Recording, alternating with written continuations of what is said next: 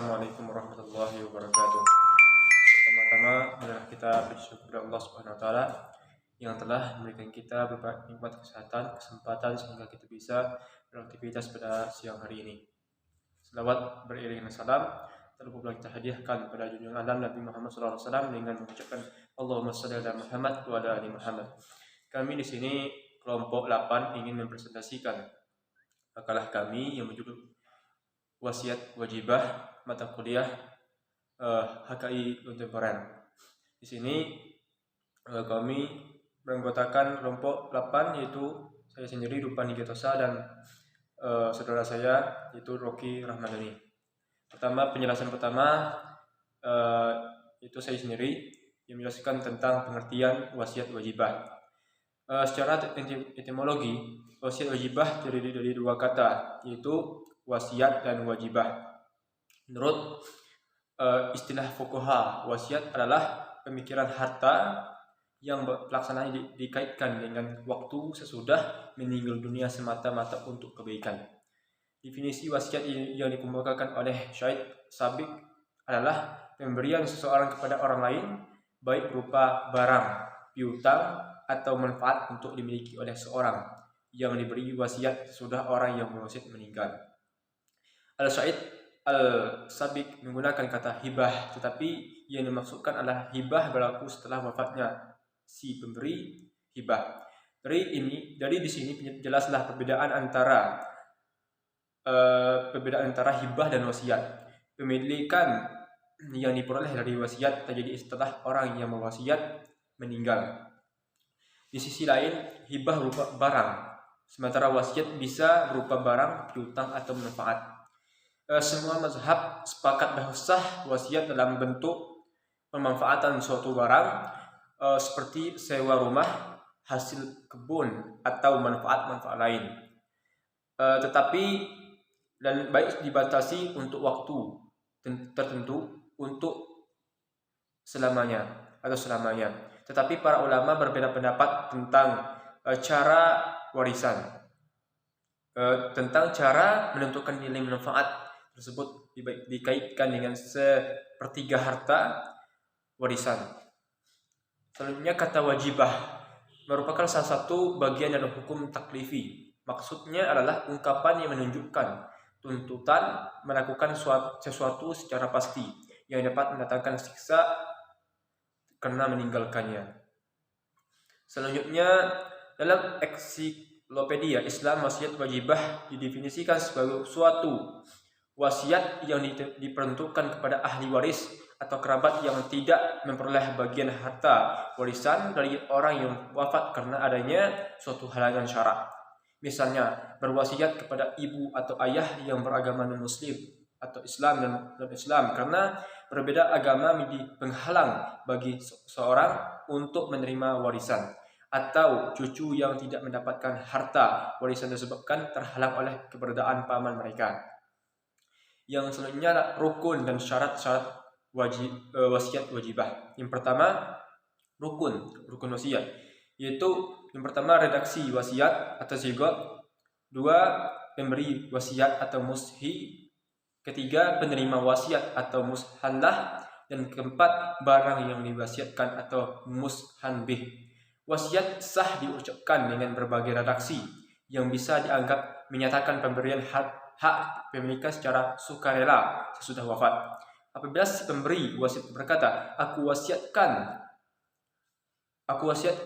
sesuatu untuk si Ahmad, maka ucapan tersebut sudah menyatakan adanya wasiat tanpa dikaitkan dengan pernyataan sesudah aku meninggal.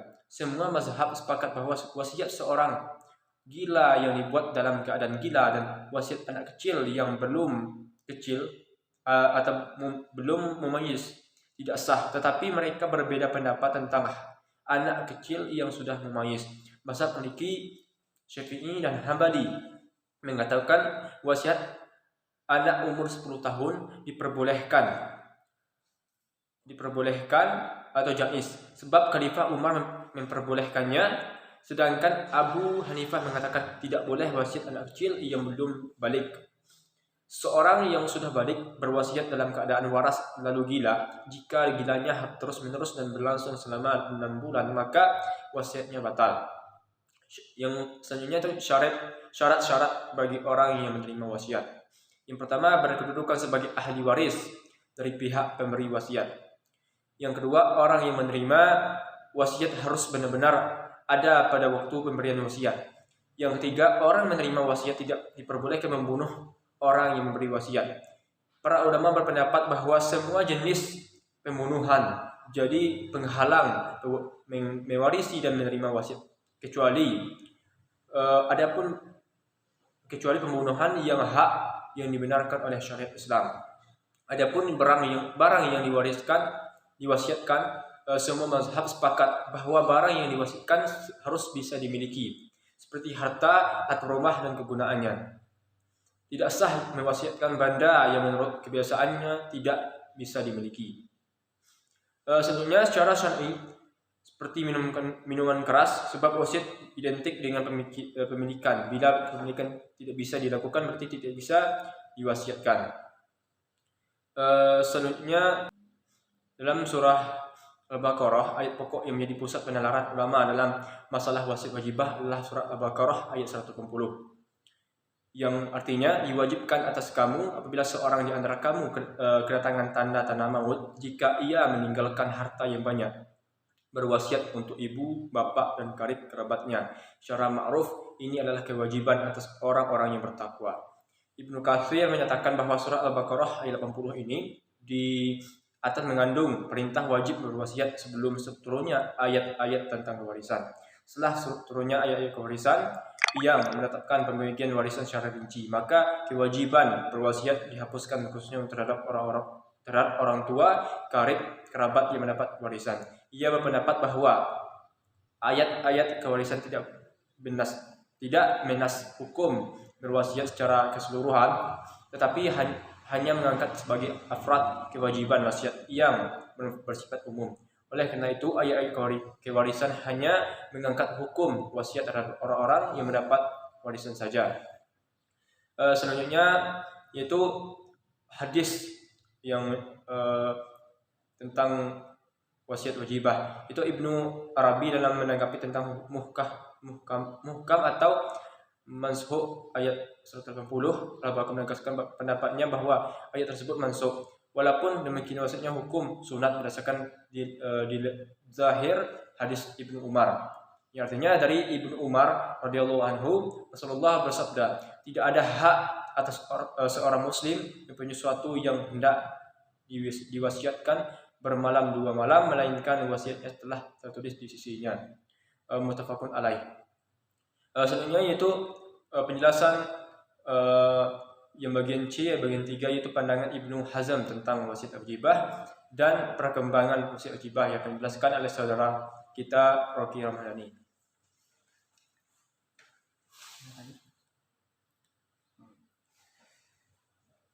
Pandangan Ibnu Hazm tentang wasiat wajibah. Menurut Ibnu Hazm bahwa wasiat wajib bagi seseorang yang meninggalkan harta. 16 perintah wasiat dalam surat Al-Baqarah ayat 180 adalah wajib dan bersifat qat'i. Maksudnya, seandainya seseorang tidak meninggalkan wasiat, maka wajib dikeluarkan sebagian dari warisannya sebagai wasiat yang dianggap pantas untuk kaum kerabat yang tidak menerima warisan. Mengenai kerabat yang berhak menerima wasiat adalah orang yang tidak menerima warisan, baik karena perbudakan, perbedaan agama, atau memang bukan ahli waris. Ibnu Hazm menyatakan, yang artinya diwajibkan atas setiap muslim untuk berwasiat kepada karib kerabatnya yang tidak mendapatkan warisan. Ada kalanya disebabkan oleh perbudakan, kekufuran, terhijab, atau bukan karena ahli waris, maka hendaklah berwasiat kepada mereka menurut kerelaannya. Tidak ada batasan tertentu jika ia tidak meninggalkan wasiat. Maka ahli waris atau pemegang wasiat harus memberikan kepada mereka menurut sewajarnya. Seandainya kedua orang tua atau salah seorang di antara orang tua menjadi kafir atau budak, maka ia wajib berwasiat untuk keduanya. atau salah satu di antara keduanya. Ibnu Hazm tidak menjelaskan berapa jumlah harta yang harus diwasiatkan. Hal ini diserahkan kepada keikhlasan dan pertimbangan. Masing-masing asal masih dalam batas sepertiga harta sesuai dengan batas maksimal wasiat.